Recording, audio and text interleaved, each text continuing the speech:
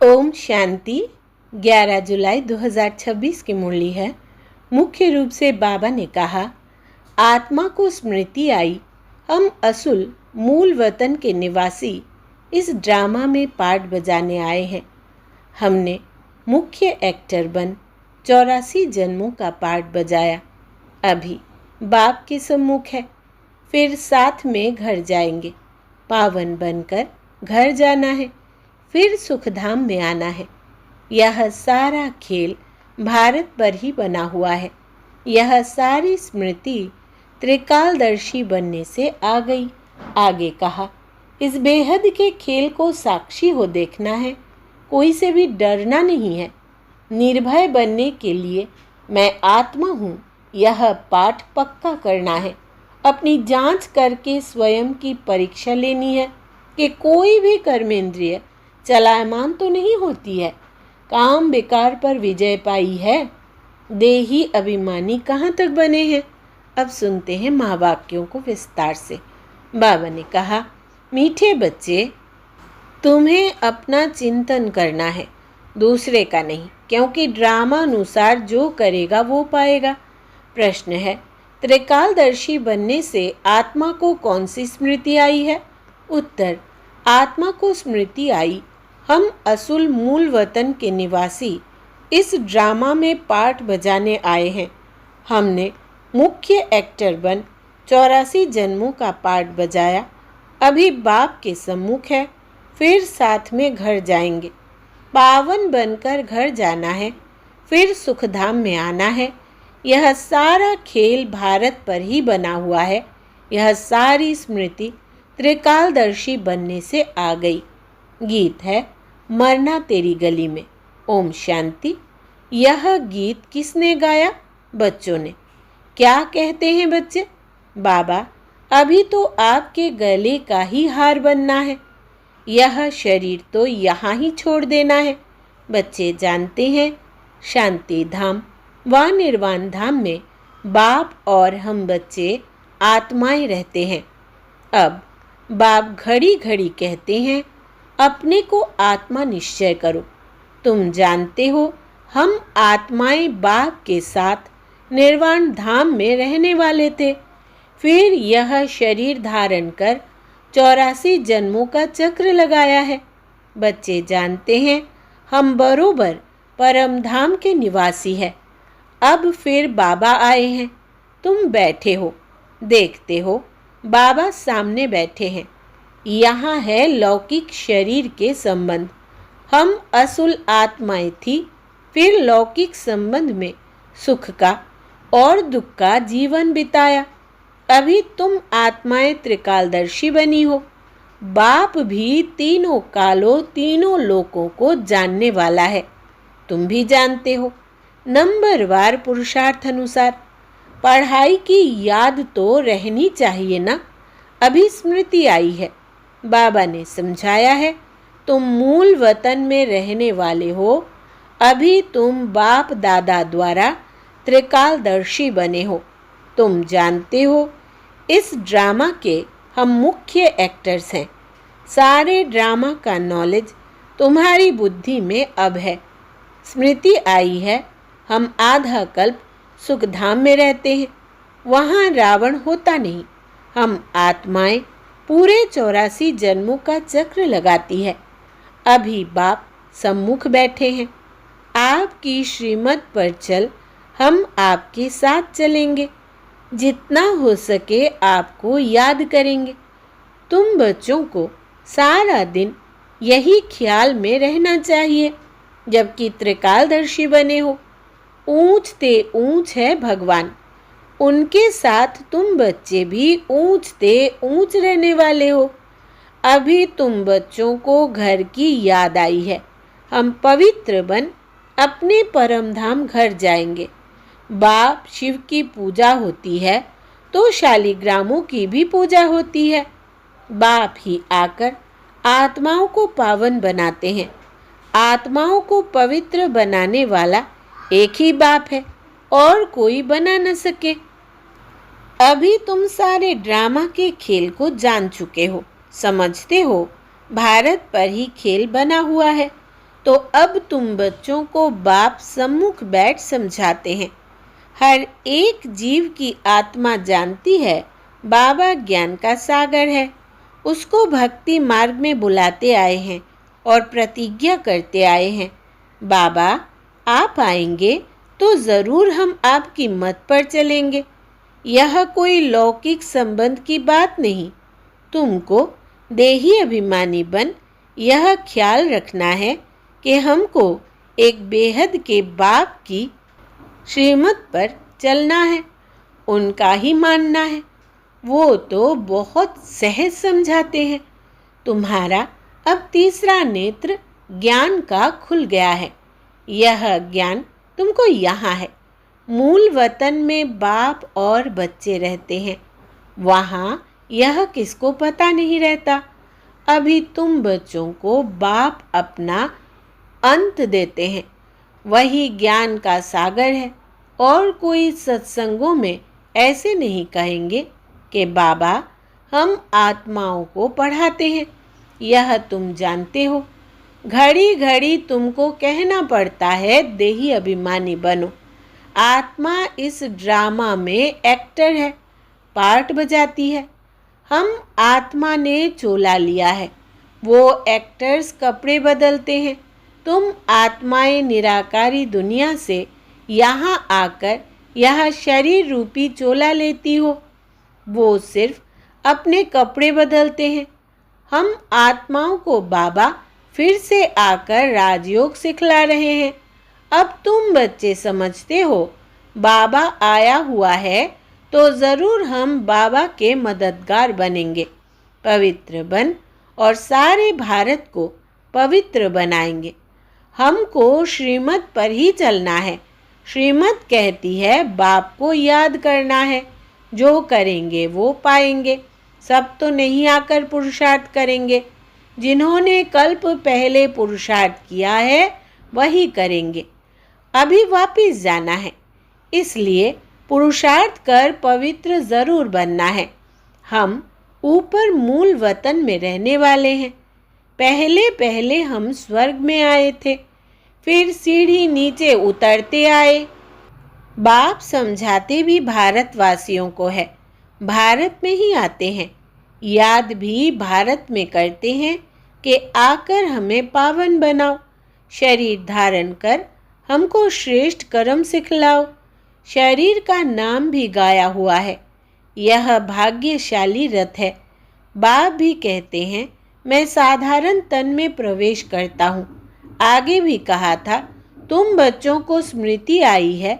बरोबर 5000 वर्ष पहले भी बाबा ने यही कहा था और कोई भी यह बात बता नहीं सकते हैं। बाप ही कहते हैं 5000 वर्ष पहले भी मैंने इस शरीर में आकर तुमको समझाया था। अब फिर तुम बच्चों को कहता हूँ आत्म अभिमानी बनो। जैसे नाटक वालों को मालूम रहता है ना हम कौन सा वस्त्र पहनकर क्या क्या पार्ट बजाते हैं। परंतु वो तो है देह अभिमानी। यह है बेहद की बात। देही अभिमानी बनना है।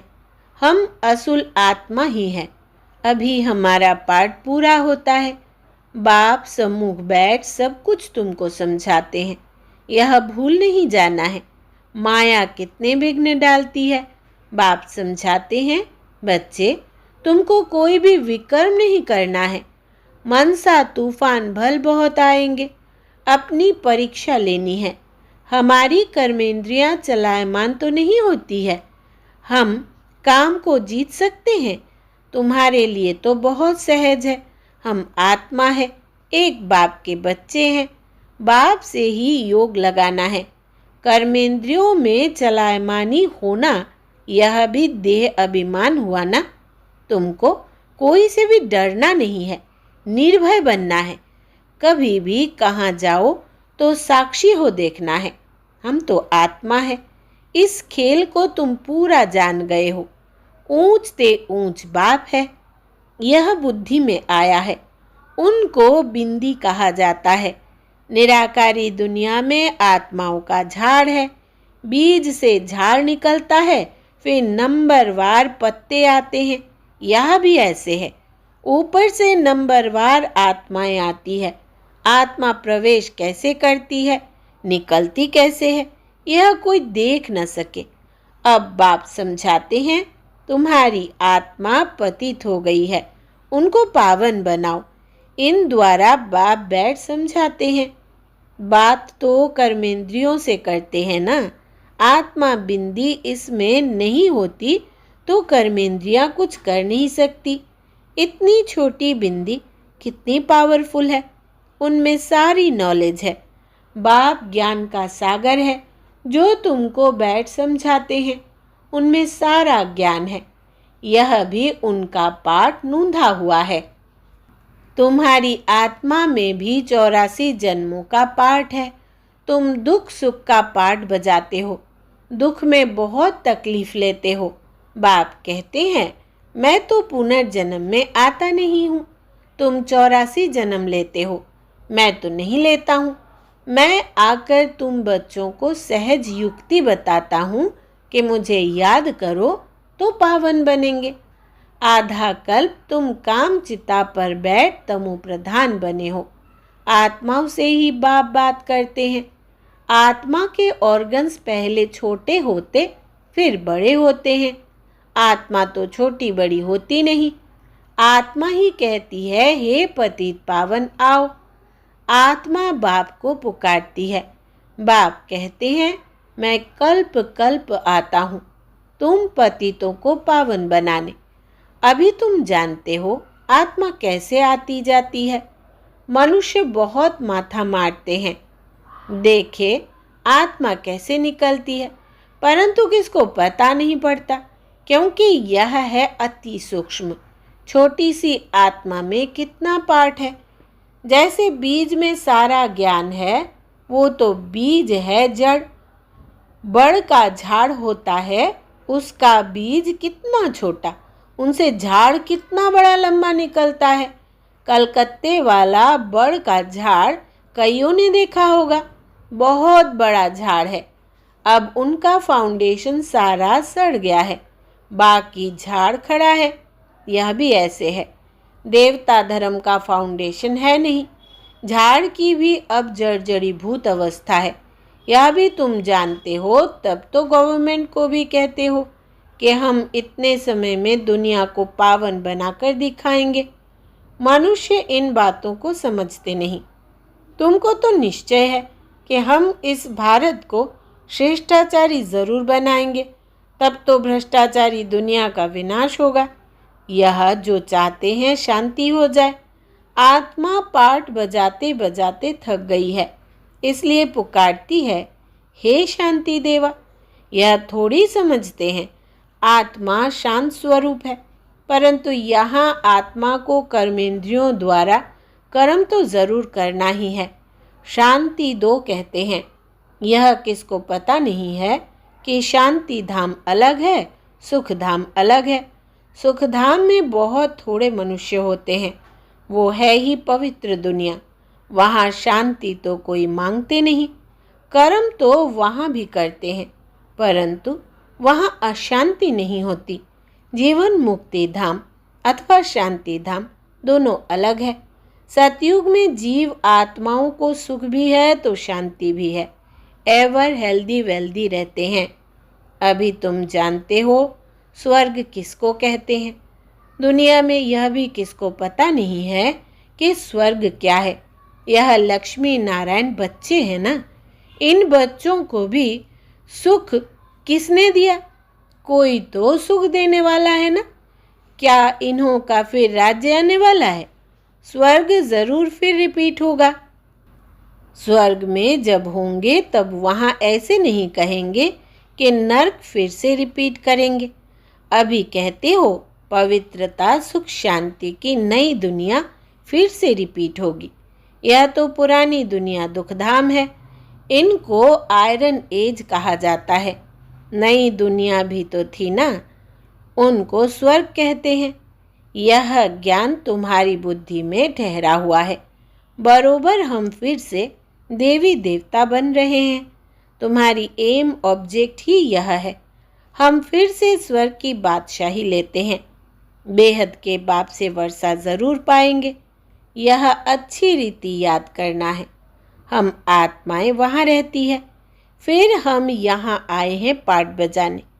अब स्मृति मिली है, 84 जन्म कैसे लेते हैं। बाप समझाते भी तुम ब्रह्मा मुख वंशावली ब्राह्मणों को है। ब्राह्मण बनने बगैर, प्रजापिता ब्रह्मा का बच्चा बनने बगैर शिव बाबा से वर्षा कैसे लेंगे। प्रजापिता ब्रह्मा तो मशहूर है ना। ब्रह्मा द्वारा नई दुनिया की स्थापना करते हैं, तो नई दुनिया का राज्य भी जरूर उन्हों को मिला होगा। 5000 वर्ष पहले भी ब्रह्मा द्वारा विष्णुपुरी की स्थापना की थी। अब फिर रिपीट होगा, उसके लिए तुम तैयारी कर रहे हो।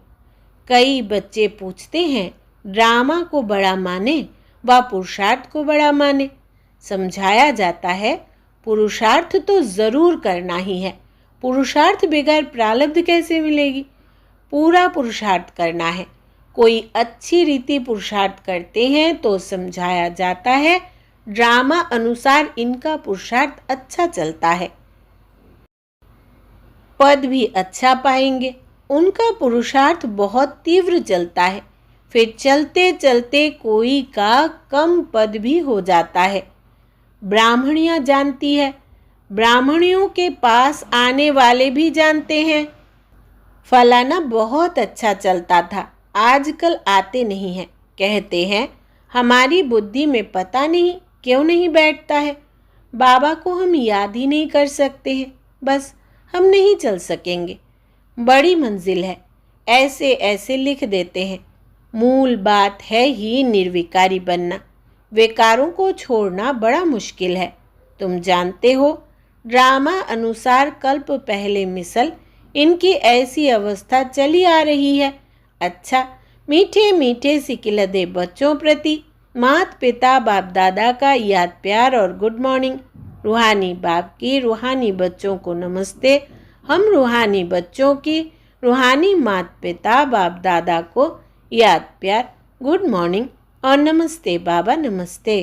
धारणा के लिए मुख्य सार, पहला, इस बेहद के खेल को साक्षी हो देखना है। कोई से भी डरना नहीं है। निर्भय बनने के लिए मैं आत्मा हूँ, यह पाठ पक्का करना है। दूसरा, अपनी जांच करके स्वयं की परीक्षा लेनी है कि कोई भी कर्मेंद्रिय चलायमान तो नहीं होती है। काम विकार पर विजय पाई है। देही अभिमानी कहाँ तक बने हैं। वरदान है आज का, एक बाप की स्मृति से सच्चे सुहाग का अनुभव करने वाले भाग्यवान आत्मा भव। विस्तार है, जो किसी भी आत्मा के बोल सुनते हुए नहीं सुनते, किसी अन्य आत्मा की स्मृति संकल्प व स्वप्न में भी नहीं लाते, अर्थात किसी भी देहधारी के झुकाव में नहीं आते। एक बाप दूसरा ना कोई इस स्मृति में रहते हैं, उन्हें अविनाशी सुहाग का तिलक लग जाता है। ऐसे सच्चे सुहाग वाले ही भाग्यवान है। स्लोगन है, अपनी श्रेष्ठ स्थिति बनानी है तो अंतर्मुखी बन, फिर बाहर मुक्ता में आओ। अपनी श्रेष्ठ स्थिति बनानी है तो अंतर्मुखी बन, फिर बाहर मुक्ता में आओ। यह व्यक्तिशारे ज्वाला स्वरूप स्थिति में रहे शक्तिशाली याद का अनुभव करो। जैसे अग्नि में कोई भी चीज डालो तो नाम रूप गुण सब बदल जाता है। ऐसे जब बाप के याद के लगन की अग्नि में तड़पते हो तो परिवर्तन हो जाते हो। मनुष्य से ब्राह्मण बन जाते, फिर ब्राह्मण से फरिश्ता सो देवता बन जाते। लगन की अग्नि से ऐसा परिवर्तन होता है जो अपनापन कुछ भी नहीं रहता, इसलिए याद को ही ज्वाला स्वरूप कहा है। अच्छा, ओम शांति।